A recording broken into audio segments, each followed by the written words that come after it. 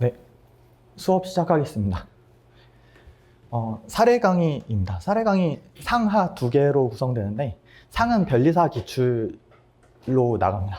그래서 첫날에는 OT 살짝 진행하고 OT에서는 기존의 기출이 어떤 식으로 출제됐는지나 우리가 문제풀이 연습을 어떻게 돼야 되는지를 설명드립니다.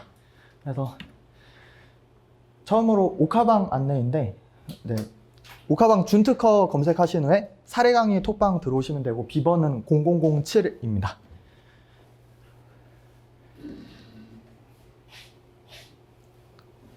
톡방에서는 이제 뭐 문제 풀거나 뭐 궁금하신 점 있으면은 네, 질문 주시면은 답변 드리고 있습니다.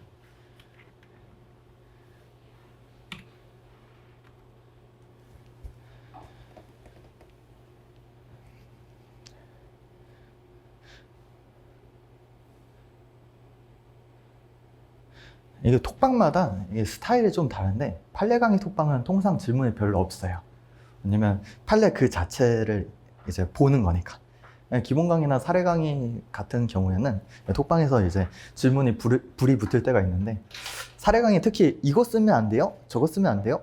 이렇게 풀 수도 있지 않나요? 막 이런 질문들이 많은데 공부하시면서 궁금하시면 네, 질문 주세요. 네. 사례 강의는 사실 강의로 치면 판례 강의가 포함입니다. 네. 협의로 치면 사례 강의라고 하는데 판례 강의는 사실 문제풀이 강의잖아요. 어떤 사실관계가 있고 이제 그걸 법률적으로 해결합니다. 근데 판례 강의가 왜 사례 강의의 유형 중 하나로 볼 수 있냐면 넓은 의미에서 실제 사실관계가 사건으로 걸립니다. 판사님들이 답안을 씁니다. 그래서 관련 법리를 쓰고 사안을 해결하죠. 그래서 이거는 사실 실제 사건들이 걸렸을 때 판사님들이 이제 답안을 작성하는 것이다. 이런 관점에서 여러분들이 이제 접근하시면 되고, 그렇다 보니까 실제 시험 문제에서도 판례에 있는 사실관계 그대로 이제 제시가 되면은 판례집에 이제 나와 있는 대로 관련 법리 쓰시고 사안 해결 쓰시고 이런 식으로 하면 제일 고득점에 들어갈 수 있겠죠. 네. 그리고 판례 강의는 이제 떠먹여주는 강의라고 볼 수 있으면은 여러분들이 푸는 게 없잖아요. 사례 강의는 이제 직접 맞으면서 배우는 거예요. 그래서 이제 엄청 타격감이 있어요. 특히 변리사 기출 같은 경우에 여러분들이 풀다 보면은 다 아는 내용이에요. 다 아는 내용인데 그 중에 한 절반도 못 쓸 때도 많이 있어요. 네, 그래서 아무튼 이건 직접 풀고 맞으면서 느는 강의다. 사례 강의 상하로 이제 찢어놨는데 기존에는 이거 상하를 통합으로 운영하다 보니까 변호사 기출이나 변리사 기출을 선택적으로 듣고 싶은데 아무튼 그게 좀 애매하다 해서 아예 강의를 분설했어요. 그래서 상에서는 이제 변리사 기출만 다루고 하에서는 변호사 기출이랑 대학 특강 문제들 네, 이렇게 다루고 있어요. 어느 사례집이든 재창작 문제는 없어요. GS만 창작 문제인 거고 네, 사례집은 오로지 다 교수님들 출제 문제로만 이루어져 있습니다. 그다음에 이 사례 강의 이제 수강하시고 나면은 사실 수강하시고 나면은이 아니라 여러분들이 소화하시고 나면은 이제 총알 세팅이 완료가 돼요. 그래서 총알은 뭐냐면 실제 시험에서 매번 돌려 쓰는 그런 법리들이 있거든요. 그런 것들이 이제 암기사항이 쫙 선별이 돼요. 왜냐면 빈출 문제 풀다 보면 맨날 똑같은 논점 많이 나오는 애들 계속 많이 나오거든요. 그래서 제가 그걸 가지고 동차용 암기자료를 만들어 놓은 거죠. 여러분들이 그 시간이 없으니까. 아무튼 총알이 세팅되고 그 다음에 기본서 회독할 때 선택과 집중이 가능합니다. 그래서 많이 나오는 문제들 위주로 보시고 이런 게 되는 거죠. 빈출 문제의 중심으로 가는 거죠. 그 다음에 문제풀이 고수가 된다. 그래서 문제풀이 고수는 뭐냐면 아는 게 많은 게 아니라 쓰는 걸 잘하는 거예요. 쓰는 걸 잘하는 거기 때문에 다른 느낌이에요. 그러니까 여러분들 아무리 이제 이론에 빠삭하다 하더라도 그걸 활용할 수 없으면은 무의미하죠. 시험에서. 네, 그래서 생각해 주시면 되고 결론적으로 이제 GS는 껌이 됩니다. 이제 사례 강의를 돌리고 나면은 문제풀이 감각이 많이 향상이 돼요. 그래서 이게 문제에서 어떤 게 이제 메인 논점이고 어떤 걸 짧게 쳐줘야 되는지 이런 강약 조절 포인트라든지 출제 의도라든지 애매한 문제일 때는 어떻게 써야 고득점을 하는지 이런 것들 이제 스킬이 많이 늘 수 있어요. 그래서 사실 우리가 제일 중요한 거는 아는 걸 잘 쓰는 것도 중요한데 애매한 문제를 잘 처리하는 게 중요하거든요. 네, 애매한 문제 굉장히 많습니다. 기출문제 풀면. 그래서 그런 거 연습을 많이 할 수 있다라고 알아두시면 되겠고, 그리고 뭐 답안 작성 스킬 연습이라든지 실수 예방 및 대처 연습, 요거 사실 중요하죠. 실수. 우리가 사실 시험 문제 풀고 나면 사후적으로 보면 모르는 내용이나 그런 건 특별히 없어요. 네. 근데 문제 풀 때, 이거 깜빡하고 웃었다. 깜빡하고 이겼었다. 깜빡하고 답안 쓰다가 이렇게 빗나갔다. 막 이런 식으로 되거든요. 이거를 항상 예방, 대처하는 연습을 해야 되는데, 그거를 GS 문제로 하는 데는 한계가 있어요. 왜냐면 GS 문제는 상대적으로 친절합니다. 기출 문제는 교수님들 친절이 없어요. 네, 그래서 연습하기에 굉장히 좋다. 실수가 많이 될 수 있어요. 이런 것들을 잘 처리를 해야 됩니다. 그 다음에 이번에 그 합격 수기 중에 일부를 이제 발췌해 놨는데, 사실상 특허 수석이, 사실상이라는 소리는 뭐냐면 우리가 전체 석차 빼고는 과목별 석차는 확인이 안 돼요. 그래서 이분이 특허가 이제 기득 합격이신데 59.33이에요. 그래서 사실 57점, 56점대는 많이 보이는데 59점대는 안 보입니다. 58점대도 안 보여요. 59.33이라서 사실상 특허 수석인데, 근데 이분이 당부한 말이 있어요. 뭐냐면 우리는 이제 합격을 위한 공부를 하는 거지 특허만을 위한 공부를 하는 게 아니잖아요. 그래서 자기도 똑같았대요. 그러니까 특허만 힘을 주고 막 공부를 해서 특허 수석을 한 게 아니라 자기도 당연 민소 중심으로 해서 민소 고득점 하려고 공부를 한 거고, 그 다음에 특허는 자기가 공부 시간을 일정 시간을 투여하더라도 남들보다 좀 더 효율적으로 했기 때문에 자기가 특허에서 높은 점수를 받은 게 아닌가, 이렇게 말을 하는 거예요. 그래서 지극히 현실적인 얘기를 하는 거고, 그래서 이분이 사실상 준특허 약간 빠돌이 풀커리를 타신 분이거든요. 그래서 사례 강의 들을 때 이제 좀 이분이 느낀 점을 써놨어요. 그래서 사례 강의의 가장 큰 의의는 문제를 스스로 푼다는 것에 있다고 생각합니다. 이렇게 쓰여져 있어요. 그래서 여러분들이 이제 문제를 스스로 풀잖아요. 그 다음에 제가 해설을 해드리거든요. 풀이 시간을 주고 해설을 하는데, 그때 이제 여러분들이 이제 결론 도출한 거랑 목차 초안 짠 거랑 이거 비교를 해보면은 거기서 이제 타격감이 굉장히 큽니다. 네. 거기서 이제 타격감이 크면 뭐죠? 우리 암기의 효과는 자극의 세기와 자극의 빈도수로 이제 암기의 지속 정도가 결정이 되는데, 자극의 세기가 엄청 크게 들어갑니다. 그러니까 여러분들 고통이 클 거예요. 그만큼 이제 암기 지속 시간이 길어진다, 이걸 표현한 거죠. 그 다음에 여러 문제들을 접하며 이런 실수 저런 실수를 해보는 시행착오들이 실력을 쌓는 데 도움이 된다. 그러니까 뭐 이론을 막 키우는 그런 게 아니라 이제 실수를 계속 대하는 거죠. 그 다음에 그 문제의 해설 강의에서 뭐뭐를 했어야 했다를 주의 깊게 들었고 도움이 될 만한 조언들을 기본서 앞에 붙여두었습니다. 그래서 제가 이제 그런 얘기를 해줘요. 뭐냐면 이 책에는 다 못 실어놨는데, 이 기출 문제를 이제 해당 연도에 이제 검토위원분들이랑 고득점 하신 분들의 답안 스타일이라든지 그분들이 어떤 식으로 많이 써서 여기서 점수 차이가 났다든지 이런 걸 다 알려드리거든요. 그러니까 여러분들이 그런 걸 들어보면 이런 데서 차이가 나는 거, 이런 걸 실수하면 안 되는구나.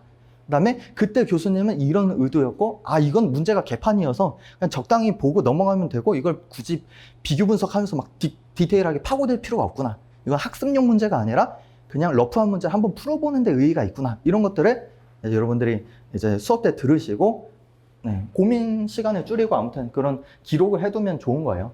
그래서 참고하시면 되겠고, 그 다음에 특허 공부 관련해서 이거 중심이죠. 기본서 중심으로 공부하는 게 이제 특허에서는 이제 다수서의 통설이에요. 그래서 판례집, 사례집, GS 이런 것들은 기본서를 보조하는 자료들에 불과합니다. 그래서 여러분들 어떤 교재를 보시든 기본서를 통해서 그거를 좀 이제 서브 책들을 안 볼 수 있게 좀 만드는 작업들을 해놓으면 용이한데, 그거는 이제 사람 취향에 따라서 이제 나는 기본서대로 보고 판례집, 사례집 보는 시간 할당해서 그냥 일정 시간 조금씩 볼래, 뭐 이러신 분들도 있지만, 요거를 가필해서 이제 기본서에 판례의 흐름을 요약 정리해 놓는다든지, 그 다음에 사례집에서 해당 쟁점에서 자꾸 실수하는 부분을 해당 파트에 적어 놓는다든지, 이런 식으로 하면 시간 세이브가 많이 될 수 있거든요. 그래서 참고하시면 되겠어요. 그래서 GS도 여러분들이 GS 시즌에 가시면은 이제 기본서에 다 옮겨졌잖아요.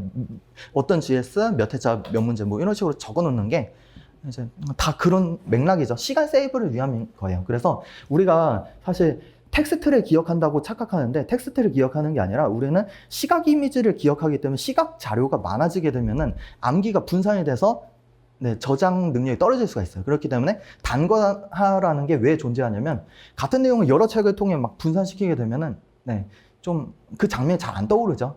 네, 그래서 단권화라는 거 하는 거니까 참고해 두시면 되고 참고로 준특허 기본서는 판례집이든 사례집이든 어떤 걸 보시든 그게 호환이 되게 다 세팅이 되어 있어요. 관련 내용들 다 써져 있거든요. 여러분들이 기본서를 볼 때 안 보였던 내용들이 사례 강의나 판례 강의 뭐 이런 거 듣고 뭐 사례집 판례집 보고 기본서 보잖아요.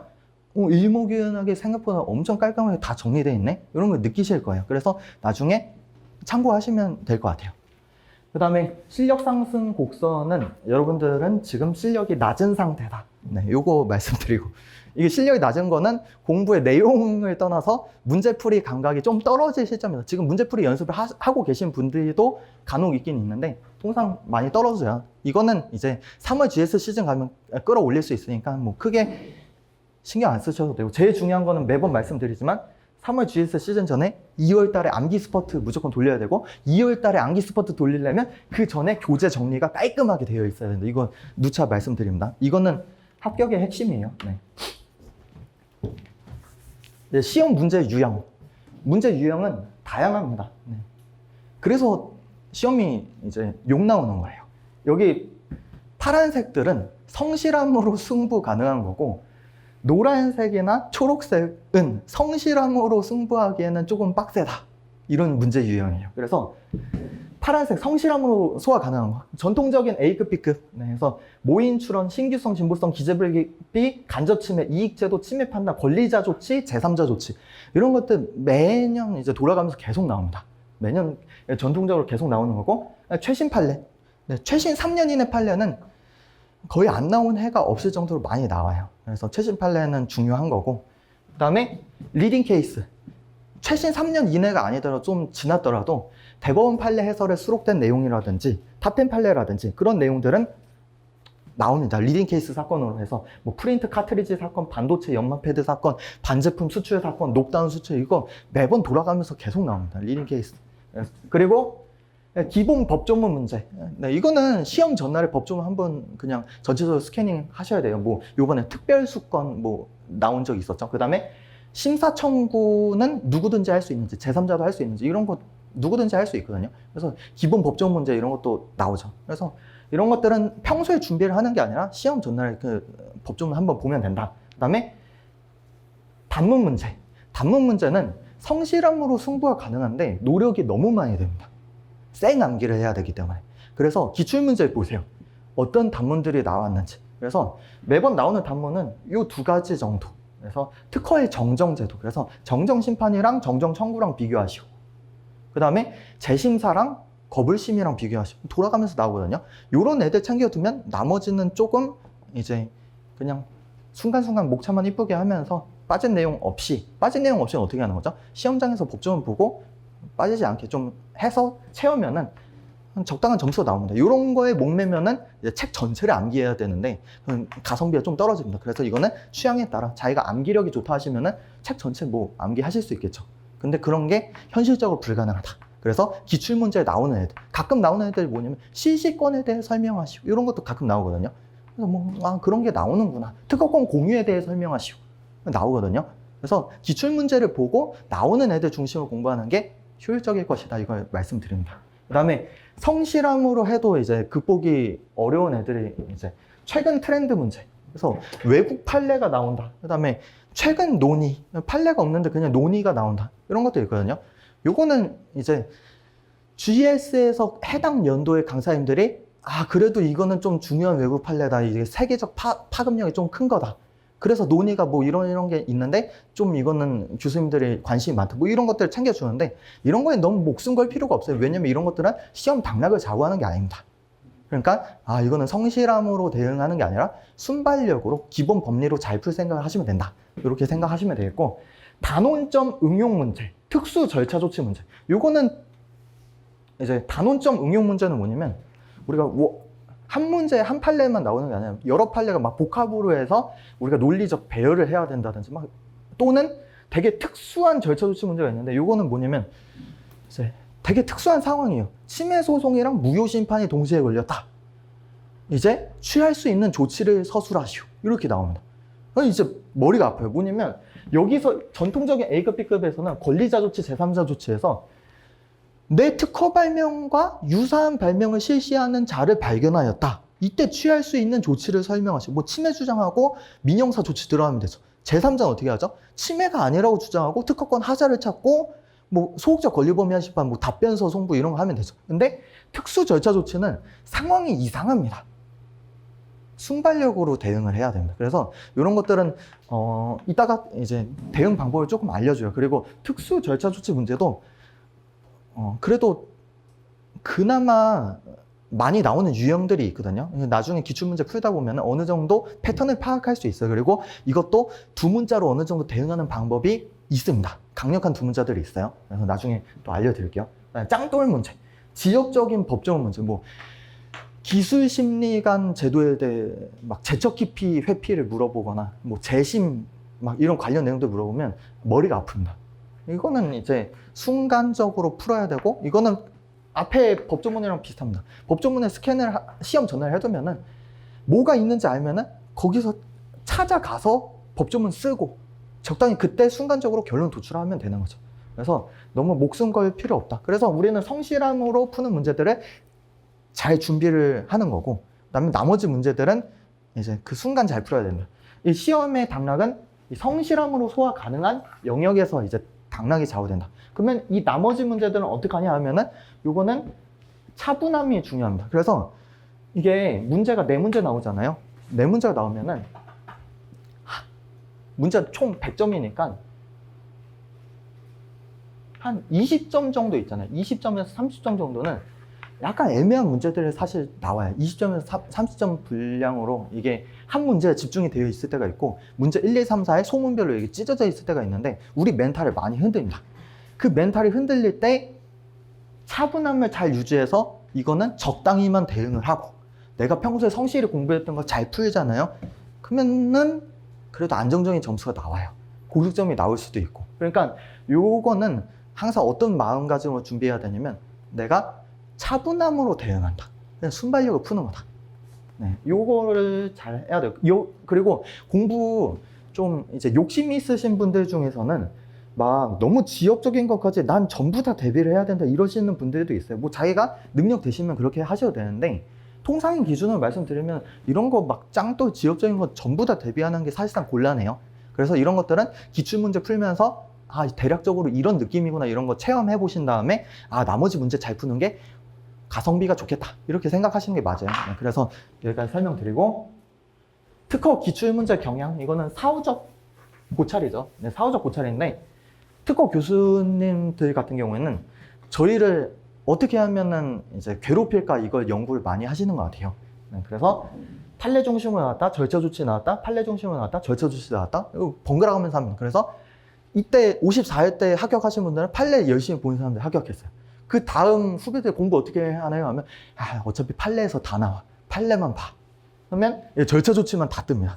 그러면은 판례 공부한 게 하나도 소용이 없어요. 그 순간 순발력으로 잘 푸는 사람들이 유리하고 그 다음에 또 이 절차 조치 문제 해가 나오면은 그때 합격한 사람들이 특허 공부할 필요 없고 시험장 가서 보는 거야. 이렇게 말을 해요. 근데 그 다음에 때 판례 문제만 또 다 나와요. 이거 A급 판례들만 또 다 나오면은 이제 사람들 판례 공부만 할 걸 막 또 이랬다가 이제 절차 조치 나왔다 막 번갈아 가면서 나옵니다. 이게 의도를 한 건지 의도를 안 한 건지는 알 수 없어요.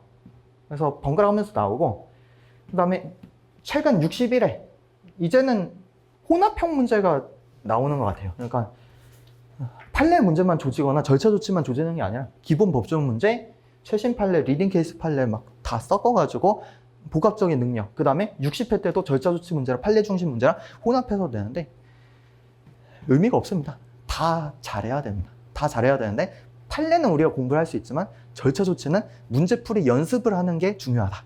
네, 절차 조치는 외우는 게 아니에요. 네.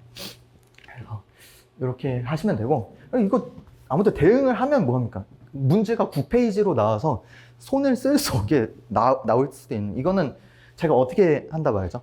말씀드린지 모르겠지만 제가 GS 때 이제 생각을 해봤어요. 이게 61회 때 9페이지가 나왔으니까 이제 GS도 한 7페이지로 트레이닝을 시켜줘야 되나 이렇게 생각하다가 아 그거는 에바고, 한 GS가 이제 그 8회치로 세트 구성이 돼 있잖아요. 1회부터 8회까지 있잖아요. 한 2번 정도만 이거에 상응하게 내고 나머지 문제는 그냥 통상적인 그 4페이지, 5페이지로 내는 게 그게 합리적일 것 같아요. 그래서 빡센 거는 한두 번만 연습을 해보면 되지. 아 이게 왜 그러냐면 그 해 출제에 들어간 사람은 그 다음 연도에 출제는 못 들어가거든요. 그래서 이 정도 비율이 적당한 것 같아요. 그래서 아무튼 GS 때 적당히 트레이닝 시켜드릴 테니까 너무 걱정하실 필요 없어요. 네. 그리고 이제 기출문제, 이거 사람들이 많이 하는 고민이죠. 이거 무슨 고민이죠? 동일한 문제가 출제될 확률이 낮다. 봐야 되냐? 하면은 봐야 됩니다. 왜 그렇죠? 동일한 문제가 안 나오잖아요. 왜 봐야죠? 출제 스타일 이해를 하고 적응을 해야 돼요. 그래서 기출문제 분석을 좀 해봐야 되는데, 이게 뭔 말이냐면 축구 선수가 축구 시합을 보고 분석하는 것과 같은, 동일한 축구 시합은 존재하지 않아요. 발생하지 않아요. 근데 축구 선수가 잘하는 플레이 같은 것도 보면서 아 이럴 때는 이런 것도 해볼 수 있구나, 이런 거를 그냥 생각을 해보잖아요. 그 자체가 의미 있는 거예요. 그러니까 이게 똑같은 문제는 안 돼요. 비슷한 문제가 뜨겠죠. 근데 똑같은 사람, 그러니까 특허 출제풀이 돌고 돌아요. 돌고 돌기 때문에 그래도 비슷한 문제가 뜰 확률이 높기 때문에 똑같은 문제는 뜰 확률은 낮겠죠. 네. 그래서 아무튼 이런 거에 연습할 필요가 있다. 네. 그래서 너무 사실 동차분들은 기출 볼 시간이 없잖아요. 동차분들 기출 볼 시간이 없는데 기득 이상 넘어가면은 기출 문제 프리스타일에 좀 적응을 많이 해야 됩니다. 그래서 필요가 있다 말씀드리고, 그다음에 사례집, 판례집 이렇게 두 개가 있으면은 사례집에서는 전통적인 문제랑 리딩 케이스 문제랑 절차 조치 문제랑 가끔 짱돌 이렇게 섞여 있어요. 이거는 사례집은 강사 답안이 적혀 있어요. 근데 강사가 임의로 답안 작성하는 게 아니라 채점평이랑 교수 채점 기준표나 고득점자 답안을 참고해가지고 강사들 답안을 작성해 놓은 거예요. 그래서 여러분들이 뭐 45회부터 뭐 61회까지 있는데 임의로 강사들이 작성해 놓은 건 아니고 그 해에 이제 고득점이 될 수 있는 답안들을 작성해 놓은 거예요. 그래서 가끔은 현실성이 떨어져요. 네. 왜냐면 강사 답안은 제가 볼 때 7점 답안이에요. 왜냐면 여러분들도 이거 할 수 있어요. 여러분들도 7점 답안 쓸 수 있는데 그거 가지고 한 이틀, 3일 동안 답안 써봐요. 7점 답안 못 만들겠어요? 안 됩니다. 근데 우리가 공부를 할 때는 좋은 답안을 볼 필요가 있지만 너무 여기서 조금 벗어난다고 해서 너무 상실감 타격을 받을 필요는 없다. 이거는 모범 답안이고 아무튼 제일 고득점자들이 쓴 답안을 취합해 놓은 거니까 그렇게 보일 수 있다라는 점을 말씀드립니다. 그 다음에 판례집은 최신 판례 문제랑 리딩 케이스 문제 판사님들의 이제 답안을 작성해 놓은 거죠. 그래서 이거는 그냥 판례집은 그냥 읽는 용도죠. 네, 읽는 용도라 생각하시면 되고, GS는 기출 변형 또는 기출 통합 문제를 내죠. 그래서 기출을 변형한 건 똑같이 내면은 강사들이 돈 받고 일 안 한다 이런 얘기 듣잖아요. 그래서 기출 변형하건 또는 이제 기출 문제를 사실관계 이렇게 해서 묻는 바를 약간 좀 두 개를, 원래 A 논점 따로 B 논점 따로였는데 이거 묶어서 A 논점 성결로 치고 B 논점 써서 답을 내게, 이런 식으로 해서 기출 통합 문제를 내는 거죠. 그래서 이거는 어떤 식으로 변형하고 어떤 식으로 통합하냐 하면은 GS는 최근 문제의 스타일을 고려합니다. 그래서 최근 기출 문제 보고 스타일을 이제 좀 옛날 기출 문제 보면 좀 올드한 느낌이 많이 들어요. 옛날 기출 문제는 풀어보면 좋은 문제들이 물론 많지만 약간 문제 스타일이 좀 달라요. 100점도 막 20점짜리가 나오고 20점짜리는 최근에는 잘 안 나와요. 15점까지는 가끔 나오는데 20점은 잘 안 나오거든요. 옛날 문제 보면 20점짜리들이 막 종종 있어요. 개빡셉니다. 그 답안을 채우려고 하니까. 아무튼 최근 스타일을 고려해서 기출을 변형해서 이제 통합을 시켜놓은 거다. 그게 GS다. 네, 그 다음에 최신 판례 문제, 리딩 케이스 문제 GS에서 이제 다루는 거고, 최근 트렌드 문제 이제 가끔 짱돌로 중간중간 껴놓는 거고 GS에서 연습하는 거죠. 강사 답안, 모범 답안. 여러분들은 이제 공부를 할 때 이제 문제를 푸는 연습을 한다 하면은 이렇게 3가지 유형이 있다. 네. 그래서 대략적으로 이제 어떤 문제들이 있는지 참고하시면 되겠고, 판례 문제에 대해서 좀 개별적으로 분석을 해서 들어갈게요. 판례 문제는 출제 방법이 2가지입니다. 판례 그대로 문제가 있고 판례 변형 문제가 있어요. 네. 그래서 그대로 문제는 판례가 설치한 법리 쓰고 그다음 결론 똑같이 내고, 그건 제일 고득점이 나와요. 사안에게도 비슷한 논리 흐름을 하면은 더 고득점이 나오겠죠. 판례 변형 문제는 이제 교수님이 답을 원래 A였는데 답을 B로 바꾸는 건지 이걸 잘 판단해야 돼요. 그러니까 판례를 잘 이해하고 있어야 이게 결과를 사실관계 바꿨음에도 불구하고 똑같이 가라는 건지 바뀌어서 결과가 달라지라는 건지 이걸 판단할 수 있습니다. 이런 거 아무튼 판례 공부를 잘 하셔야 되는 거고, 기출문제 보면 판례 그대로 문제가 조금 더 비중이 높아요. 이게 80% 정도 되면 판례 변형 문제 20% 정도 돼요. 그래서 우리가 판례 떴다 하면은 보통 잘 모르겠으면 판례랑 결론을 일치시키는 게 확률적으로는 안전할 수 있어요. 네. 그 다음에 판례 유형. 판례 유형은 대법원 판례가 90% 나오고 합심 판례가 10% 나옵니다. 그래서 평소에 공부할 때 대법원 판례 중심으로 공부하는 거고, 대법원 판례가 엄청 많잖아요. 그래서 대법원 판례 그 기출 이력을 분석해 보면 최신 판례가 50% 정도 되고 리딩 케이스 판례가 50% 정도 돼요. 네. 그 다음에 이 최신 판례나 리딩 케이스 판례나 잘 모르겠다 하시면은 판례집에서 별표 3개 이상인 거 보시던지 기본서에서 탑10 판례 해설이나 대법원 판례 해설 설명이 있는 내용들은 중용 판례구나 이렇게 생각하시면 돼요. 그래서 강약 조절은 아무튼 책을 통해서 다들 하실 수 있게 세팅이 되어 있는 거고, 그냥 문제를 풀면은 재밌습니다. 네. 공부하는 것보다 문제 푸는 게 더 재밌는 것 같아요. 네. 문제 푸는 건 공부라고 생각하지 마세요. 네. 문제 푸는 거는 어떤 테스트 겸인데 내가 평소에 공부를 잘 했는지 그런 걸 확인하는 거예요. 그 다음에 절차 조치 문제라고 하는데, 절차 문제 뭐죠? 행정상, 사법상 이용할 수 있는 절차 같은 걸 쓰는 거예요. 그래서 이런 상황인데 등록받기 위해서 취할 수 있는 조치, 뭐 이익제도 같은 거 이런 거 물어보는 게 절차 문제죠. 그 다음에 조치 문제는 조금 더 광범위한 거예요. 그래서 절차를 포함해서 실체법상 문제까지 포함한 거예요. 경고, 허락 이런 것들은 절차가 아니잖아요. 그러니까 행정상, 사법상 취하는 아무튼 그런 절차가 아니라 경고, 그 다음에 허락 이런 것들은 조치 문제에서 이제 포함이 되는 거예요. 그래서 특허 문제를 보면은 한 70%가 절차 문제예요. 그 다음에 이제 경고나 허락 같은 것까지 포함해서 물어보는 게 이제 조금 30%가 추가되는 거죠. 그래서 이익제도 같은 거 우리 많이 하잖아요. 공지의 보완이라든지 아니면은 뭐 직권 재심사, 직권 보전 뭐 이런 거 다 이익제도 관련된 내용이죠. 그 다음에 유형은 절차 조치 문제는 기본 절차 조치 문제가 있고 특수 절차 조치 문제가 있어요. 그래서 기본 절차 조치 문제는 준특허에 다 쓰여져 있어요. 그래서 2가지로 나눠져 있죠. 출원 계속 중에 보상청구권 관련해서 권리자 조치, 제3자 조치. 특허권 침해 분쟁 관련해서 특허권자 조치, 제3자 조치. 이게 기본 절차 조치 문제예요. 특수 절차 조치 문제는 준특허의 기본서의 각주에 보면 가끔 쓰여져 있어요. 그래서 뭐 침해 소송에서 권리남용 항변이 들어왔을 때 어떻게 해야 되는지, 일단 부인할 수 있고, 그다음 정정의 재항변할 수 있고, 뭐 이런 내용들 여러 가지 있거든요. 특수 절차 조치 문제가 됩니다. 그래서 이런 것들은 아무튼 이런 것 출제 비율이 어떻게 되냐 하면은 제가 볼 때 5대 5인 것 같아요. 그래서 대응 방법은 기본 절차 조치 문제를 암기를 해야 돼요.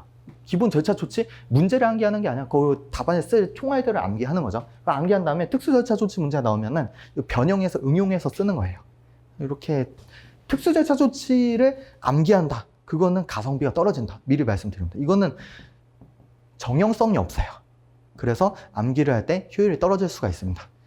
대충 스킬은 알려드립니다. 스킬 뭐가 있죠? 주체별로 쓰고 상황별로, 시기별로 쓰는 거예요. 그래서 심결 전 조치, 심결 후 조치, 심결 확정 후 조치 뭐 이런 식으로 해서 시계열적으로 자른다. 그러면 할 말이 생깁니다. 아무튼 나중에 문제 풀면서 알려드릴게요. 특수 절차 조치. 네. 그래서 여러 가지 설명했는데 여러분들 이제 주머니에 남은 거는 결국에 GS랑 사례집이에요. 주머니에 남은 게 GS랑 사례집인데 GS는 아무튼 총 3개예요. 대략 100문제. 그래서 기출, 실전 A, 실전 B가 있는데 깃불은 이제 동차 때 뭐 들으신 분들이 대다수겠지만 많이 안 들으셨으면 도약 GS 저는 듣는 걸 무조건 추천드립니다. 왜 추천드리죠? 가장 기본적인 문제별로 기본적인 답안이 다 쓰여져 있거든요. 그거를 좀 익숙해지면은 응용 문제 잘 풀 수 있어요. 그래서 동차 때 이거에 힘을 좀 받으신 분들도 있고 기득 때 이거에 힘을 받으신 분들도 있는데 요번에 사실 보니까 이 자료를 굉장히 자기들은 잘 활용했다. 기초.js나 도약. 네. 그래서 참고를 해보시면 좋을 것 같아요. 그 다음에 실전 AP는 이제 거의 기출에 상응하는 문제예요. 기초.js나 도약.js는 초급자 문제라서 거의 거저 주는 거예요. 이거 써보세요 하면 이거 쓰고, 이거 써보세요 하면 책에 이 부분 쓰면 되고 막 이런 식으로 되는데, 실전 JS는 이제 맞으면서 배우는 게임이잖아요. 그래서 기출 문제랑 거의 동일한 수준으로 나가니까 연습용으로 활용하시면 되는 거죠. 실전 JS는 문제가 사실 두 유형이 있거든요. 최신 판례 문제가 있고 최신 판례가 아닌 게 있어요. 최신 판례인 거는 답안을 암기하면 좋지만 그 외의 거는 그냥 연습을 한다 이렇게 생각하시는 게 저는 좋은 것 같아요. 막 실전 JS 답안을 다 외우시는 분들이 있거든요. 그 요즘에 제가 밀고 있는 용어가 하나 있는데 논점 수집가가 되면 안 됩니다. 그거 나중에 수기들 보면 요즘에 최근에 많아졌어요. 자기들은 논점 수집가 형태로 공부를 하다가 그게 아닌 것 같아서 바꿨다. 그게 뭔 말이냐면 한 몇 년 전까지만 해도 기조가 있었어요. 수험계의 기조가 GS를 막 다양하게 수집합니다. 다양하게 수집한 다음에 그걸 다 외웁니다. 빈틈없이. 논점 수집가예요. 그게 아니라 기출문제를 봐요. 많이 나오는 문제들 있잖아요. 기출문제에서 많이 나오는 문제들을 잘 풀 수 있는 상태를 만든 다음에 나머지는 최신 판례만 봅니다. 그 다음에 그럼 나머지 이제 빈틈이 많잖아요. 그런 애들은 순발력으로 푸는 거예요. 이게 훨씬 더 가성비가 좋아요. 그래서 아무튼 참고하시면 되겠어요. 그래서 제가 실전 JS 말씀드리는데 이거 무조건 답안을 외우는 게 아니라 답안을 외울 거면 기초 JS, 도약 JS가 좋다라고 말씀드립니다. 그 다음에 사례집. 사례집은 상하가 있는데 제가 문제를 해봤어요. 그러니까 상을 세봤는데 대략 GS로 환산하면 2세트 정도 나와요. 그래서 이거는 근데 진짜 그 기출을 연습을 한다. 이거 답안에 암기할 필요 없어요. 답안에 암기할 필요 없고 민소는 답안에 암기하잖아요. 사례집에 있는 거. 그거 왜 암기하는 거죠? 민소는 문제의 스타일이 A라는 게 나오든 A 프라임이 나오든 A2 프라임이 나오든 문제의 사실관계 조금씩 변경돼도 논점이 똑같잖아요. 답안 쓰는 방식이 거의 똑같습니다. 근데 특허는 같은 논점이면 셋 다 모인 출원이에요. 셋 다 간접 침해예요. 근데 사실관계가 조금만 달라지잖아요. 답안 쓰는 형태가 조금 달라집니다. 중요한 용어로 뭐라고 하냐면 문제를 푼 티를 내야 된다고 합니다. 문제를 푼 티. 그러니까 답안을 쓰면서 기본서를 옮긴 느낌이 아니라 문제를 푼 티, 순간적으로 내가 이걸 판단해서 적용해서 푼 거다. 그거를 답안에 보여주잖아요. 그게 사실 고득점 답안에 넘어가는 방법이에요. 그래서 이거는 나중에 문제 푼 티를 내는 방법을 스케줄적으로 많이 알려드릴 텐데 참고하시면 좋을 것 같아요. 그래서 뭐 사례집은 아무튼 문제를 보는 거고 그 다음에 답안을 외울 필요까지는 없다. 왜냐면 특허 문제는 계속 답안 쓰는 방식이 달라져야 된다. 순간적으로 그 문제를 잘 푼 느낌. 사실 특허 문제는 이게 중요한 거예요. 그러니까 A라는 게 중요한 게 아니라 이 프라임이 중요한 거예요. 그래서 이 문제의 사실관계에서는 여기서 푼 티를 내려면 이런 목차를 써야 된다. 여기서 푼 티를 내려면 이런 목차를 써야 된다. 이런 게 있어요. 그래서 이 푼 티를 내는 게 중요합니다. 그 다음에 사례집 하가 있는데 이거는 GS 한 3세트 정도의 부피더라고요. 그래서 과거에는 아무튼 GS를 여러 개 해서 GS를 막 여러 개 해서 이거 다 외우고 막 이렇게 했는데 좀 비효율적이니까 자기가 문제풀이 개수를 늘리고 싶잖아요. 그러면 차라리 저는 그렇게 생각해요. GS를 안 보더라도 사례집이 사실 더 중요한 거예요. 왜 그렇죠? 이거는 강사들 창작 문제고 이건 교수님들이 출제한 문제잖아요. 중요도가 여기 있잖아요. 그래서 자기가 문제풀이 개수가 부족한 것 같다 하면은 제가 볼 때 사례집 문제가 부족하지가 않습니다. 엄청 많습니다. 그래서 걔네들 풀면은 뭐가 늘어나냐면 아무튼 문제풀이 스킬이 늘어나거든요. 굉장히 유용하니까 아무튼 활용 잘 하시면 좋겠고 OT 때는 아무튼 전체 총괄해서 설명을 드리는 거예요. 여러분들이 이게 강사가 어떤 관점에서 이 사례강의 운영하고 사례집을 운영하는지 이런 거를 좀 아실 필요가 있으니까 설명드리는 거고, GS 시즌 준비, 이제 동차 대상 커리큘럼, 기득 대상 커리큘럼이 있는데 여러분들은 이제 기득 이상이잖아요. 그래서 여기 시간표 궁금하신 분들 참고해 주시면 되겠고, 사실 작년이랑 올해랑 아무튼 크게 바뀌는 거는 특허 기출 GS를 아무튼 좀 5월 달에 저녁 시간에 아무튼 배치를 해놨어요. 그래서 자기가 풀답안을 써보고 싶다 하시는 분들은 이걸 활용하시면 돼요. 이건 당연히 필수는 아니고, 여러분들이 혼자 이제 환경적으로 내가 이거 풀답안 쓸 환경이 안 된다 하시는 분들은 이용해 보시면 좋아요. 그래서 참고적으로 말씀드리고, 그다음에 또 크게 바뀐 부분은 이제 그거죠. 특허랑 상표랑 실전이 분리돼서 운영이 되는 거. 작년에는 8회차 막 이제 토요일, 일요일 막 이렇게 하면서 했는데, 그렇게 안 하고 월별로 끊어가지고 이제 개별 수강이 가능하게 이거 바꿔놓은 거예요. 그 다음에 저는 사실 그런 생각을 하긴 했어요. 뭐 아시는 분들 아시겠지만 특허 기초지에서 플러스 문제 있잖아요. 이거는 기출문제에서 많이 빈출되는 내용들을 되게 쉽게 치환을 해놓은 건데, 동차 때 아무튼 기출문제 풀 시간이 없잖아요. 그래서 요거를 활용하시면 좋을 것 같은데, 여러분들은 이제 기득이시잖아요. 기득분들은 사례 강의가 사실 더 좋습니다. 그래서 사례 강의 들으시고, 풀답안은 나중에 시간 있으실 때 개별적으로 이제 스터디를 하시든 써보시고, 그 환경이 안 된다면 나중에 5월 달에 또 봬요. 네. 올해 5월 달에만 봬요. 네. 올해가 아니죠. 내년. 네. 그 다음 연도에는 오시면 안 돼요. 문제풀이 과정. 문제풀이 과정은 이거는 여러분들이 문제를 많이 풀다 보면은 이게 뭔 말인지 아는데, 문제를 많이 안 풀면은 이게 뭔 말인지 몰라요. 그래서 우리가 문제를 푼다는 건 2스텝입니다. 문제 풀이 스텝이 있고 답안 작성 스텝이 있어요. 그래서 내 머릿속에는 기본서 판례집, 사례집, 오답 노트 막 이런 것들이 막 파편처럼 막 들어가 있어요.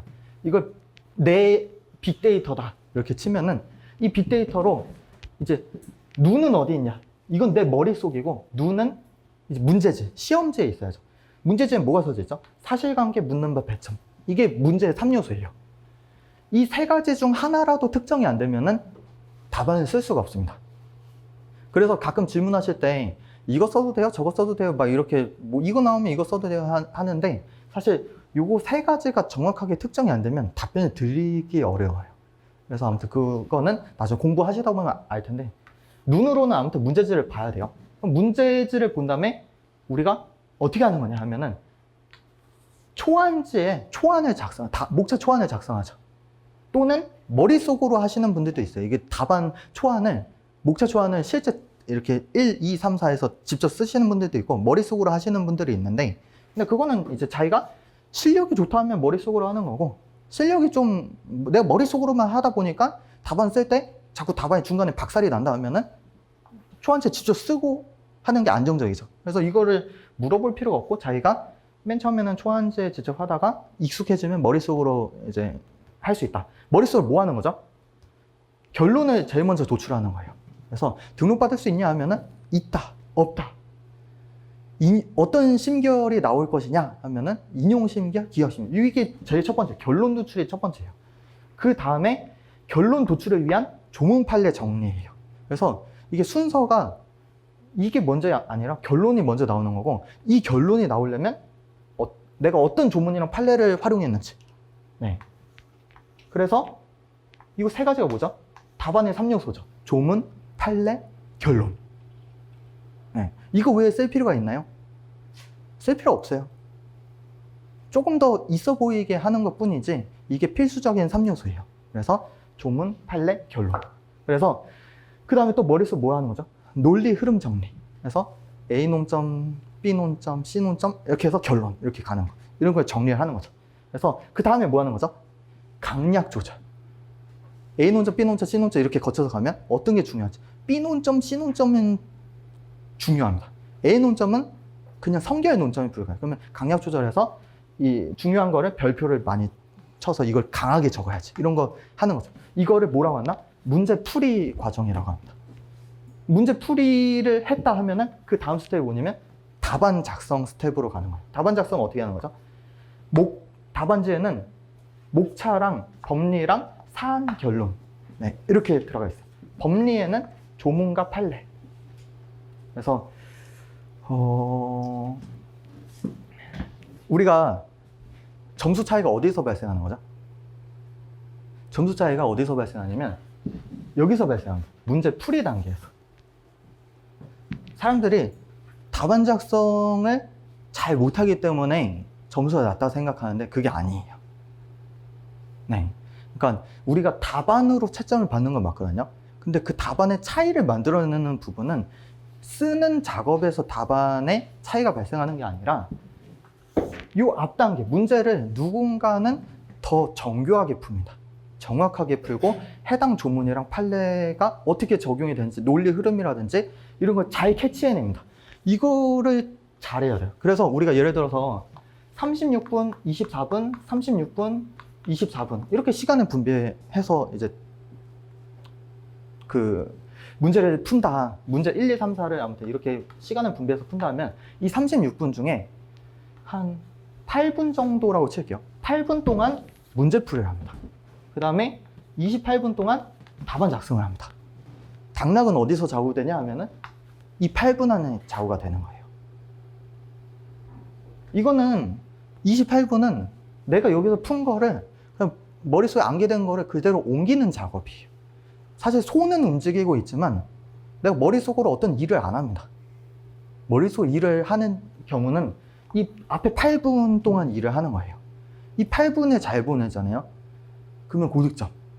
8분을 못 보내잖아요. 이거 자기가 답안 양을 늘려야 하고 6분, 5분으로 막 줄입니다. 근데 개박살 났어요. 답안 풀이 시간은 뭐 30분으로 막 늘어났는데 답안 양을 늘어났죠. 소용이 없습니다. 그러니까 문제를 잘 푸는 게 중요하다. 그래서 여러분들이 항상 문제 풀 때 답안 작성만 생각하시는데 답안 작성이 중요한 게 아니라 실제 득점 차이는 여기서 발생한다. 문제 잘 풀어야 된다. 그래서 사례 강의에서 뭐 하는 거죠? 답안 작성 안 합니다. 이거 문제 풀이만 하는 거예요. 결론 도출하고 목차 짜고 거기 필요한 조문이랑 판례 적고 강약 조절해서 논점별로 체크해서 이거 강하게 쓰고 이거 약하게 쓰고 이런 거 하는 거죠. 그래서 이게 답안 작성 실제 안 하더라도 굉장히 강력한 거예요. 네. 그래서 여러분들이 이 문제 풀이를 할 때 뭘 하는 거냐면 이제 시간 조절, 출제 의도 파악, 완급 조절 이 세 가지를 하는 거예요. 그래서 문제 풀 때는 시간을 보면서 너무 막 10분, 15분 넘어가면 안 되죠. 근데 여러분들 그거에 또 너무 강박을 가지면 안 돼요. 문제 풀이 시간이 10분, 15분 넘어간다 하더라도 문제가 너무 복잡한 거는 풀이 시간이 더 길어질 수 있어요. 그게 풀이 시간이 내가 뭐 15분 넘었다고 해서 문제 안 풀고 답안 작성 들어가잖아요. 그럼 답안이 박살납니다. 차라리 답안 양을 줄이는 게 더 나을 수도 있어요. 그러니까 그거 순간적으로 잘 판단하셔야 돼요. 그리고 어떤 문제는 또 그런 것도 있어요.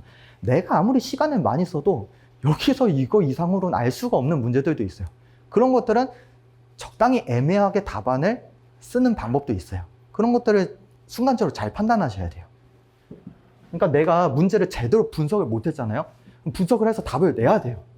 근데 문제 분석을 정확하게 했어도 이게 뭘 물어보는지 모르겠어요. 그럴 땐 답안 작성에 들어가야죠. 문제 분석이 완벽하게 됐는데도 뭘 물어보는지 모르겠으면 이걸 계속 읽어본다 해서 뭐가 안 나오잖아요.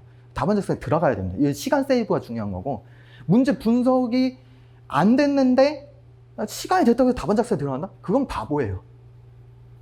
네, 그건 바보예요. 그래서 경우의 수를 잘 판단하셔야 됩니다. 그 다음에 출제 의도 파악은 사실관계 묻는 바 배점을 왔다 갔다 하면서 보면은 이제 보여요. 출제 의도 파악은 사실 쉬운 문제가 절반 정도 되고 어려운 문제가 절반 정도 되는데, 쉬운 문제는 보자마자 이제 뭘 써야 되는지 딱딱딱 보여요. 논점별로 어떤 거 쓰고 어떤 결론을 가야 되는지 다 보여요. 근데 절반 정도는 그게 잘 안 보입니다. 안 보일 때 어떻게 해야 되냐면 묻는 바 사실 봐요. 묻는 바 보고 배점을 본 다음에 이제 문제를 좀 더 뒤에서 봐요. 뒤에서 보면은 얘가 그래서 이게 전체적으로 어떤 거를 나한테 물어보고 싶은 거지? 그 다음에 그래도 안 보이잖아? 그러면 다시 세부적으로 접근해서 이 키워드 같은 건 굳이 왜 줬지? 그래도 안 보이면 다시 넓게 봐서 이 문제 전체로서 묻는 게 뭐지? 이거를 줌인 줌아웃 개념이라고 하는데, 줌인 줌아웃을 반복하다 보면은 이걸 쓰라는 거구나 딱 보입니다. 근데 그게 초보자 할 땐 잘 안 돼요. 근데 줌인 줌아웃 개념 알고 있어야지 나중에 출제에도 파악을 잘 할 수 있어요. 그래서 지금 보세요. 상표 관련해서 상식, 본식 그런 거 있잖아요. 무슨 문제죠? 줌인 줌아웃을 하다 보면은 뭘 쓰라는지 딱 출제에도 파악이 돼야 되는데, 근데 그게 문제가 애매하잖아요. 그러면 그래도 안 되는 문제들도 있긴 있어요. 그럴 때는 방어적 답안을 써야죠. 나중에 방어적 답안이 뭔지도 알려줘요. 그러니까 묻는 바가 애매하면은 최대한 방어적으로 쓰는 방법도 있거든요. 네, 나중에 다 알려드릴게요. 완급 조절은 뭐냐면, 완급 조절은 강약 조절이랑 다른 거예요. 강약 조절은 뭐죠? 여러 개의 논점이 있을 때, A 논점, B 논점, C 논점이 있을 때 어떤 걸 더 강하게 쓰고 어떤 걸 약하게 쓰고, 이게 강약 조절이거든요. 완급 조절은 뭐냐면 A라는 논점이 있을 때 근데 내가 A에 대해서 얼마나 깊게 쓰지? 이 문제예요. 그러니까 신규성이요. 공지가 돼서 등록받을 수 없어요. 딱 봐도. 근데 거기서 막 내재적 게시 쓰고 고유적 게시 쓰고 필요가 없단 말이에요. 그러니까 문제를 봐서 이게 어느 정도 지식 수준의 깊이까지 요구하는지를 파악을 해야 돼요. 문제를 보고서. 그게 완급 조절입니다. 그래서 여러분들 균등론 문제가 나오잖아요. 균등론 문제 그냥 추상적으로 쉽게 내려면은 그렇게 낼 수 있어요. 비슷한 발명을 실시하는 사람을 발견했다. 그때 권리자가 취할 수 있는 조치는 문헌 침해는 아니니까 균등 침해 주장하면 될 것이다. 뭐 이런 식으로 가거든요. 근데 거기다가 이제 기술사상 핵심을 대체하면 안 되고 막 하면서 막 그거 길게 써봐요. 쓸 필요가 없다니까요. 그러니까 완급 조절은 뭐냐면 문제에서 요구하는 그 수준 깊이까지를 딱 가늠해야 돼요. 만약 균등론 문제인데 공지기술 나왔어요. 공지기술 나왔고 이제 이게 특허 발명, 실시 발명, 비교 분석까지 해야 돼요. 그러면 공지기술 나왔으니까 과자에게 원리 동일성의 폭을 어느 정도 상위 개념을 할지, 넓게 상위 개념을 할지, 좁게 상위 개념을 할지 이런 걸 적어야 되잖아요.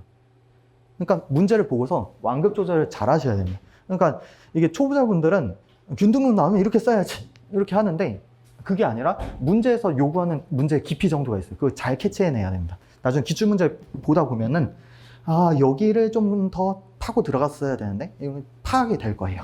네. 그 다음에 문제풀이 아무튼 이거는 동물적 감각으로 푸는 거예요. 동물적 감각. 동물적 감각은 여러분들이 그 공부를 하실 때 제가 사실 제일 힘들어하는 분들이 누구냐면 MBTI가 TJ로 끝나시는 분들. 질문 받으면 저 토 나옵니다. 그러면은 막 문제가 있잖아요. 문제를 본 다음에 그러면 이렇게 쓸 때랑 저렇게 쓸 때랑 막 구별을 하려고 하는데 그 구별해서 경우의 수를 만들어내려고 하는데 실제 문제가 있는 게 아니면은 경우의 수를 너무 막 만들어낼 필요는 없어요. 이 문제 나오면 이 정도까지 쓴다까지만 학습하시면 되고 이 정도로 안 나오면 이 정도로 쓸 필요 없겠구나. 그냥 1차원적으로만 판단하시면 되지 막 유형을 막 5단계로 나온다. 그래서 제일 심한 분들은 기능식 청구항 문제를 막 5가지 유형으로 나눠서 공부하려는 분들이 있더라고요. 근데 5가지로까지 나눌 필요는 없어요. 제가 볼 때 한 2가지 정도면 되는데 아무튼 동물적 감각으로 푸는 거라서 너무 규칙을 많이 만들려고 할 필요 없어요. 그 다음에 이 답안 작성할 때는 여러분들이 머리를 쓰는 게 아니에요. 답안 작성할 때는 이거는 아무튼 사례 강의 때 하는 거 아닌데 답안 작성하면 뭐 하죠? 시간 조절하죠. 그래서 시간 부족하면 좀 더 빨리 쓰고 시간이 남는다면 이제 조금 더 촘촘히 쓰고. 네. 그다음에 분량 조절. 그래서 만약 시간이 없다면 엔터 같은 거 치면서 이제 좀 늘릴 수도 있고. 뭐 가독성 관리. 그래서 글을 쓰면서 내 글이 보이잖아요. 그래서 네, 이거 좀 이쁘게 써야 되는데 뭐 이런 생각을 할 수 있고. 그다음에 논리 흐름 조절. 쓰다 보니까 이 아다리가 안 맞아요. 내가 맨 처음에 생각했던 거. 그러면 이거 조절을 해야죠. 강약 조절. 쓰다 보니까 A를 짧게 쓰려고 했는데 뭔가 길게 쓰고 있어요. 줄여야죠.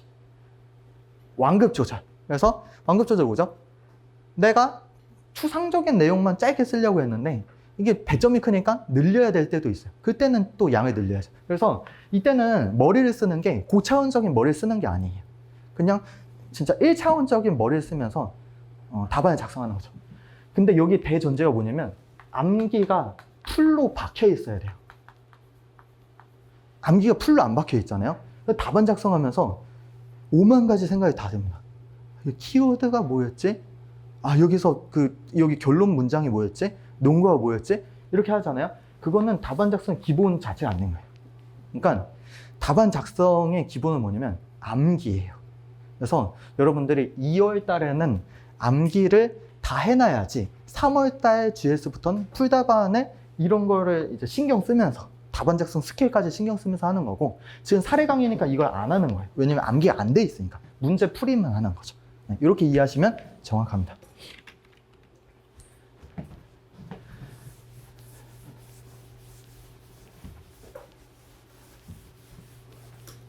그래서 우리가 실제 해야 되는 게 뭐냐 하면은, 실제 하는 거는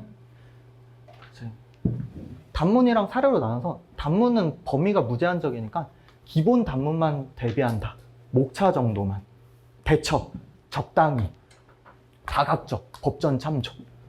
단문은 너무 많이 준비할 필요가 없는 게 최근 경향이죠. 네, 단문 문제는 많이 안 나오고 있어요. 그래서 적당히 하는 게 중요한 거예요. 어차피 변별력이 크지 않다. 이렇게 생각하시면 되고, 사례가 이제 중요하죠. 기본 문제, 절차 조치 문제, 판례 중심 문제. 그래서 기본 문제는 뭐냐면, 예를 들어 청구항이 여러 개 있어요. 청구항별로 발명이 달라요. 공지기술도 있고 선출원도 있고 이렇게 있잖아요. 그러면 제일 중요한 게 모든 내용을 판단하는 거예요. 이거 많은 분들이 계속 누락합니다. 선공지와의 관계에서 판단하는데 선출원과의 관계에서 누락을 하고 뭐 이런 것들 있으면 안 돼요. 모든 내용을 다 판단해야 됩니다. 그래서 타임테이블을 그리는 걸 습관화시키는 게 안정성 면에서 좋아요. 그리고 타임테이블의 효용성에 대해서 말씀드리면, 타임테이블은 그리잖아요. 단점이 뭐죠? 시간 소모가 들어가잖아요. 시간 소모가 들어가는데 타임테이블을 그리든 안 그리든 90% 정도는 내가 문제를 똑같이 풀어요. 근데 가끔 타임테이블 안 그리잖아요. 10% 확률로 답안이 개박살 납니다. 그래서 타임테이블을 그리다 보면은 이거 타임테이블 그려봤자 소용도 없는데 내가 왜 그리지 하면서 보통 그리니까 타임테이블 안 그리는 게 낫겠다 이렇게 합니다. 근데 그 안 그리다가 시험장에서 이게 딱 걸려가지고 개박살 나서 논점이 다 타타타닥 날아가는 거죠. 그러니까 타임테이블은 약간 보험적인 거예요. 그러니까 타임테이블을 안 그린다고 해서 문제가 박살나는 게 맞냐 하면은 그렇게 많진 않아요. 그럼에도 불구하고 이거 습관을 길러야 되는데, 예를 들어서 주체가 5명 이상이다 라든지 날짜가 5개 이상 나온다면 안정적으로 그리는 게 방어적이죠. 그래서 아무튼 이건 참고적으로 모든 내용을 판단해야 되기 때문에, 근데 모든 내용을 판단해야 되는데 배점을 봐야 돼요. 그래서 배점이 작잖아요. 거기서 중요한 요소만 써야죠. 그 다음에 적절한 법리, 답 중요.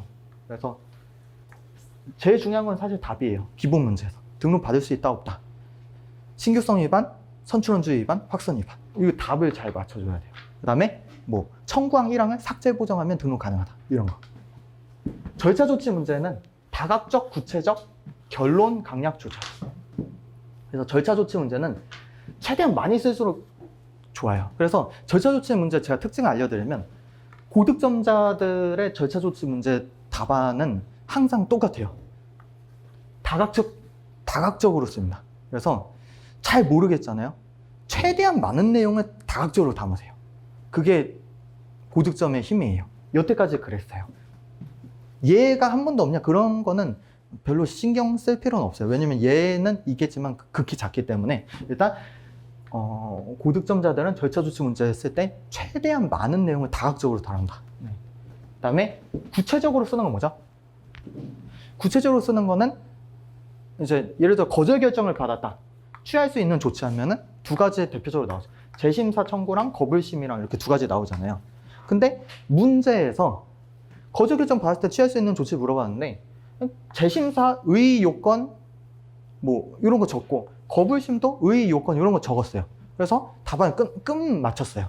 그래서 재심사랑 거절결정 불복심판을 이용할 수 있다. 이렇게 적은 사람이 있고, 어떤 사람은 어떻게 적었냐면 일반론은 의 취지만 딱 짧게 적습니다.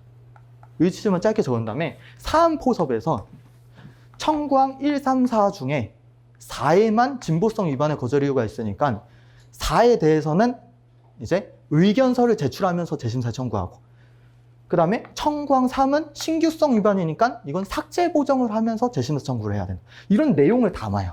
그 다음에 거절결정 불복심판 청구를 할 때는 A'이랑 B'이랑 어떤 면에서 차이가 있으니까 과제가 뭐가 다르고 뭐 해서 이게 진보성이 부정되지 않는다는 취지의 거절결정 불복심판 청구서를 제출한다. 이렇게 했어요. 어떤 사람은 그냥 일반론만 쓰고 답을 맞췄고, 어떤 사람은 문제에 주어진 걸 전부 다 이제 사안에 적용을 해서 썼어요. 누가 고득점이 나오죠? 그냥 구체적으로 쓴 사람이 나오는 거예요.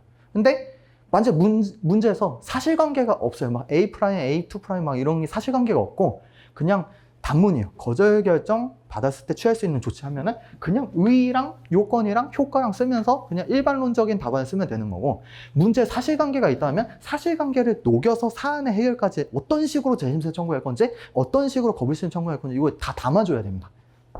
이것도 득점의 차이가 큽니다. 네, 그래서 문제 보면은 여러분들 이거 여기까지 써야 되겠네, 이게 다 감이 옵니다. 그 다음에 결론, 강약 조절.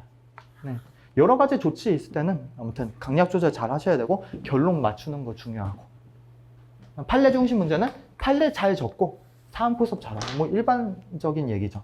그 다음에 잘 아는 문제는 최신 판례 리딩 케이스 정통적인 문제, 짱돌은 범위가 무제한이다, 최근 트렌드 핵심 내용만 뭐 챙긴다든지, 아니면 대처를 그냥 자신감 있게 해서 나는 여기에 별로 영향을 받지 않고 그냥 시험을 보겠다, 이렇게 하셔도 합격하는데 지장 없습니다. 그래서 짱돌은 너무 목숨 걸 필요 없다. 네. 이제 실효적인 내용을 조금 더 말씀드리면, 이거는 대전제죠.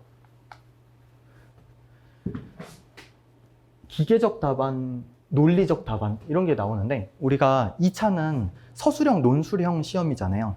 그래서 내 생각을 쓰는 거예요. 근데 사실 내 생각을 그대로 쓰면 교수님들 어떻게 하죠? 철퇴를 가하잖아요.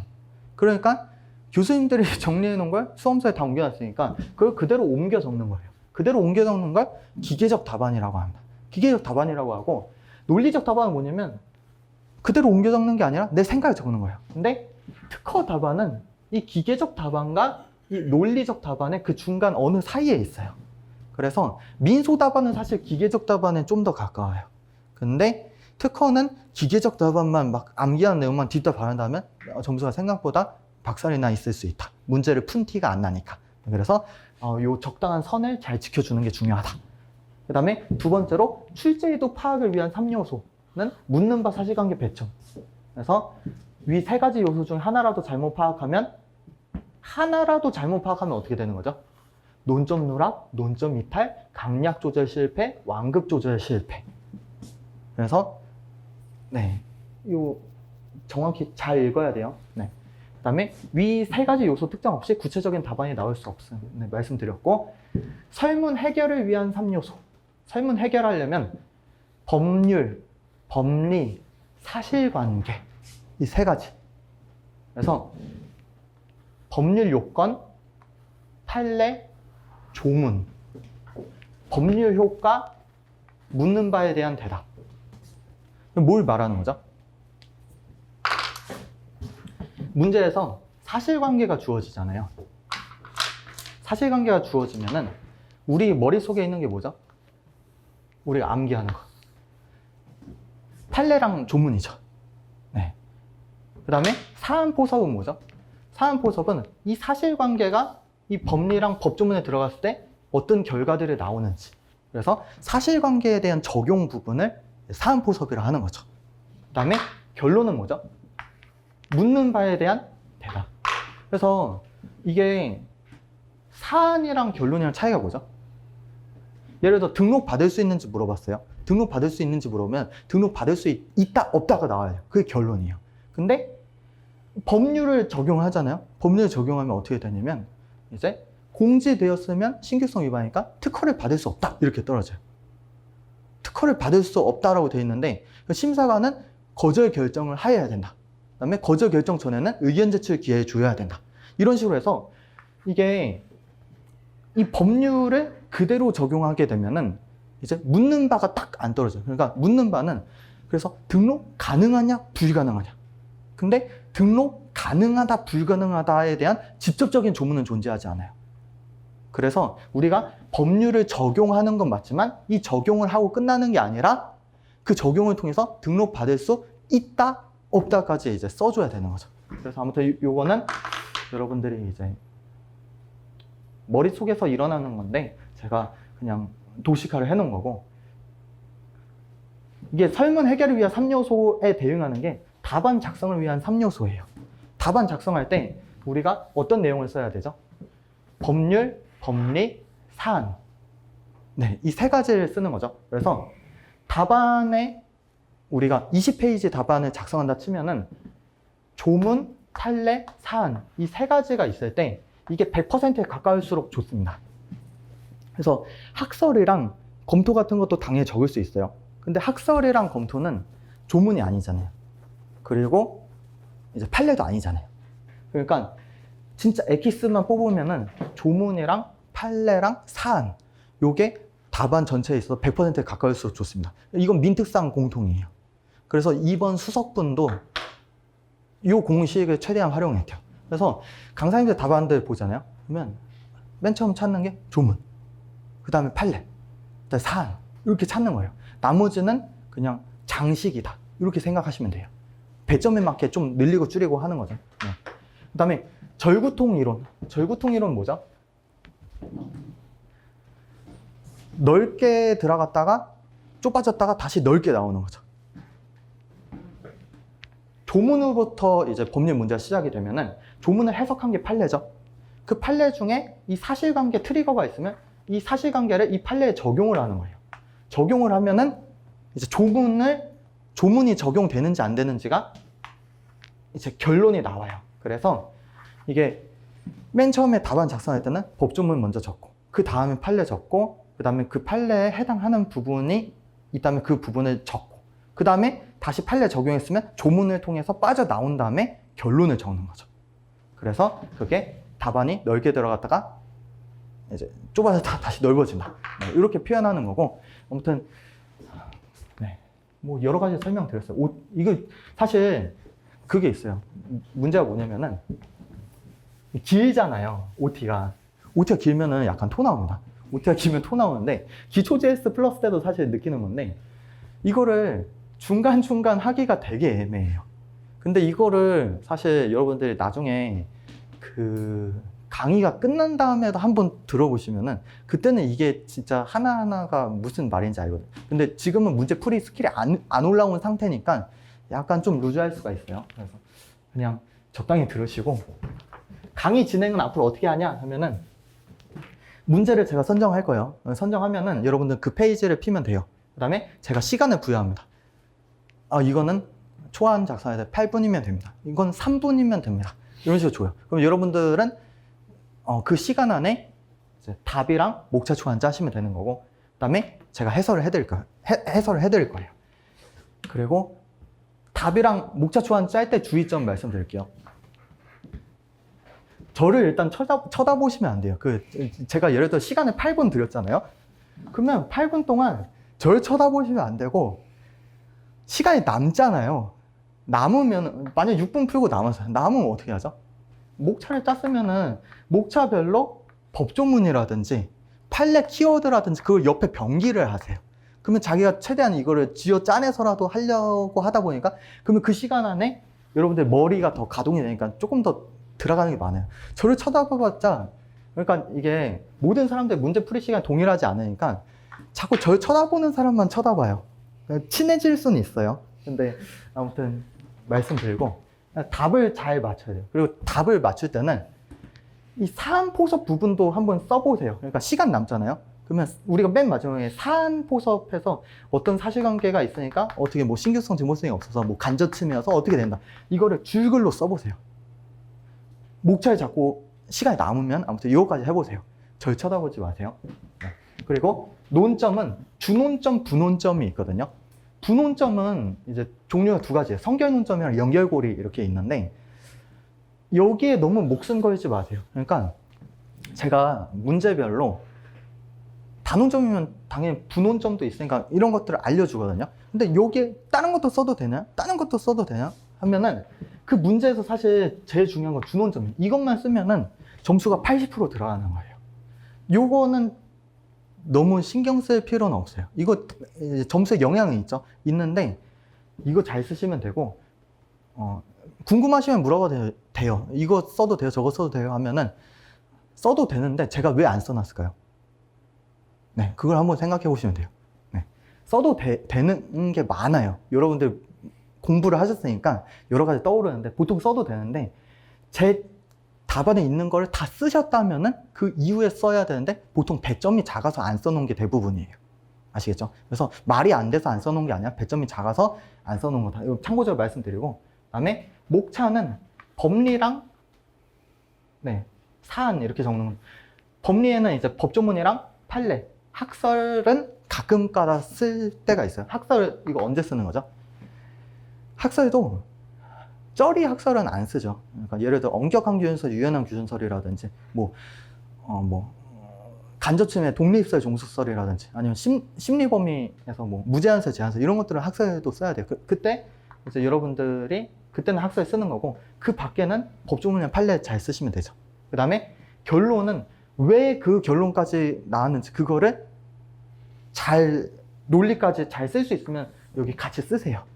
네, 목차 잡을 때 같이 쓰시고, 그 다음에 별표 강약 조절은 뭐냐면 예를 들어 A 논점, B 논점, C 논점이 있다면은 여러분들 목차 초안 잡는데 이렇게 해놓고 여기 의치제 이렇게 막 해놓지, 여기에 끝나지 말고 B가 주논점이다 하면 여기 별표 3개, 그 다음에 C는 이제 약간 주논점이라고 보기가 애매한데 얘도 놓칠 수는 없고 A는 살짝만 써야 된다 하면은 이런 식으로 초안 옆에 표시를 해 놓는 거예요. 그러면은 실제 여러분들 답안 작성할 때 얘 세게 쓰는 거죠. 근데 이 사례 강의 때는 이 별표 표시까지만 강약 조절을 하시면 되겠습니다. 그 다음에 기타 보론으로서는 보론은 안 써도 돼요. 해석론이나 입법론이나 논의 필요 막 이런 내용들 쓸 수 있는데 그거는 그냥 쓸 수 있지 안 써도 상관없다 알아두시면 되겠고, 사례 강의할 때 사람들 멘탈이 자꾸 깨져나가서 사례 강의 듣는 사람들이 자꾸 조언을 해주는데 이걸 서두에 안내를 해주래요. 무엇을 적고 안 적고에 연연하지 마라. 주논점이랑 답 맞추면 된다.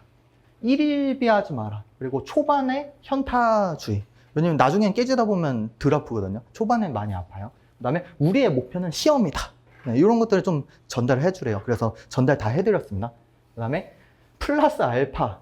플러스 알파는 별로 중요한 게 아니다. 그 다음에 습관. 습관은 이제 식별, 기호, 통일. 주체는 동그라미, 날짜는 꺽쇠, 이런 식으로 이거 식별, 기호 있잖아요. 그 통일해서 하세요. 지금부터 습관 잘 기르세요. 그 다음에 타임테이블 이거 통일. 날짜 적을 때 타임테이블 어떻게 하죠? 23년 7월 1일. 24년 5월 2일. 해서 년도 월, 일, 연도, 월, 일 이렇게 써야지 제일 빠르고 깔끔한 타임테이블이 작성이 되니까 이것도 아무튼 참고하실 분 참고하시면 될 거예요. 그래서 표시 넘어가겠습니다. 넘어가고 준비물 스톱워치 있으시면은 스톱워치 있으면 좋아요. 그 자기 거 직접 보면서 하는 게 더 좋아요. 제가 시간 알려드릴 건데 아무튼 자기 스톱워치가 있으면 그걸로 연습하는 게 실전성이 더 좋겠죠. 그 다음에 연필, 근성, 법전. 법전도 혹시 가져오실 수 있으면 내일부터 가져오세요. 네. 왜 그렇죠? 법전 기본서 보고 쓸 거 아니잖아요. 네, 그런 거죠. 복습은 이거 설명드려야 되나 싶은데 설명 안 드려도 될 것 같아요. 복습하실 분 하시고 목차 다시 잡아보실 분 잡아보시고 나중에 하실 분 나중에 하시고 적당히 하시면 되겠죠. 그 다음에 사례 강의 때 모든 문제를 다 못 풀 수 있어요.